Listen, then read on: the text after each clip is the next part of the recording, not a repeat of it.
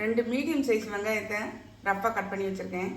ஒரு 4-5 பல் பூண்டு எடுத்திருக்கேன். 3 பச்சை மிளகாய் எடுத்திருக்கேன். காரத்துக்கு ஏற்ப நீங்கள் குட்டியோ குறைச்ச வச்சுக்கோங்க. ஒரு 1/4 கப்பு வந்து பொரிக்கடலை எடுத்திருக்கேன். பொட்டுக்கடலைன்னு சொல்லுவோம் இல்லையா, அதை எடுத்திருக்கேன். கடாய் வச்சு எண்ணெய் விட்டுக்கலாம். 1 ஸ்பூன் அளவு எண்ணெய் விட்டுருக்கேன். எண்ணெய் சூடாக இருந்தோம்.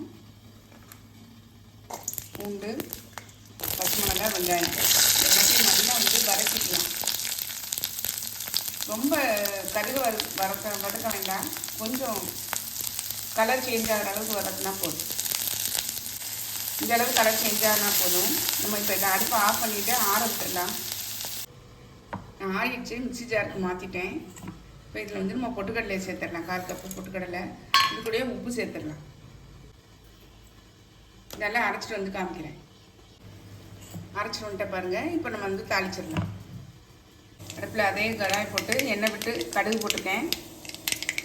காஞ்ச மிளகாய் போட்டுக்கலாம். கொஞ்சம் கருவேப்பிலை, கொஞ்சம் வெங்காயம் வதங்கணுன்னா நம்ம ஊற்றிடலாம். நம்ம அரைச்சி வச்சுக்க சட்னியை இப்போ இதில் சேர்த்துடலாம்.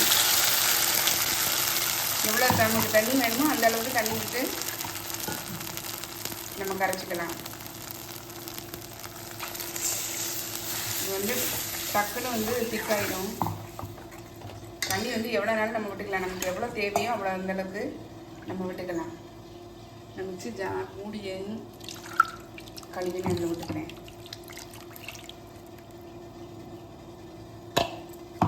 பாருங்கள், நம்மளுடைய தண்ணி சட்னி சூப்பராக ரெடி ஆயிடுச்சு. தெரியுதா உங்களுக்கு? நான் அடுப்பை ஆஃப் பண்ணிட்டேன். கொதிக்க விட வேண்டாம். பாருங்கள், செம்மையாக இருக்குங்க தண்ணி சட்னி.